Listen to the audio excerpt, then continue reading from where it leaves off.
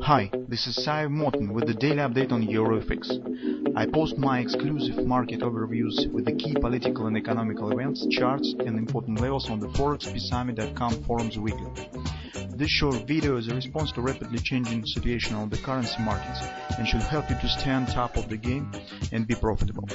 I suggest you to visit ForexPeaceArmy.com forum and read my analysis for the week before watching this daily video.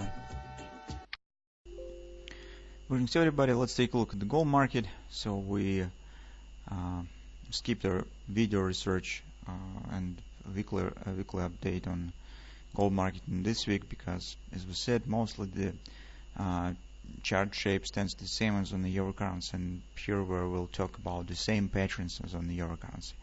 That's why mostly we have turned to the Canadian dollar in a weekly discussion.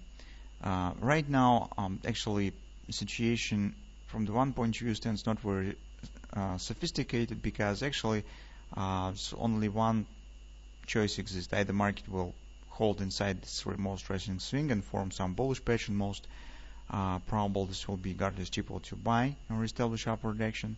That's in fact the last moment where it could be done. Or if market still will break it down, in this case this will open road to the next support. Will be around 1285. Or maybe even lower levels. So this will actually action inside of this most recent upward swing. This will be very important for a short-term perspective. And as you know, tomorrow will be Fed meeting that probably could make an impact in the gold market as well, and maybe we will see some changes, because currently, guys, the gold market shows for so tight action. So you even do not see any changes on the weekly chart.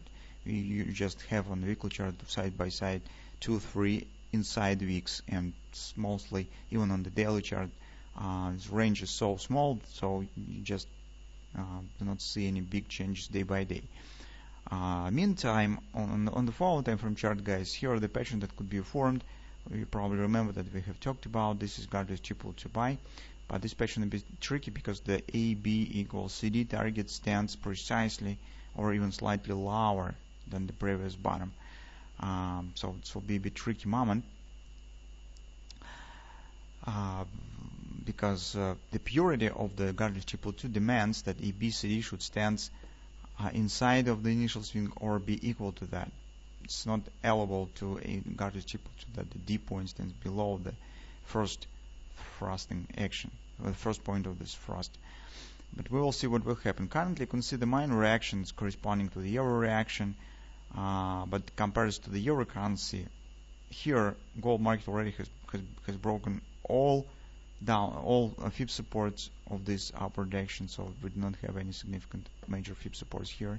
And also compared to the euro currency, on this way up, market hasn't formed any bullish reversal swings. So on the euro currency, the minor reversal swing has been formed as the euro currency has taken out of this top and shows the upward action that is greater than the previous swing down. But in the gold market, you can see that we do not have this picture.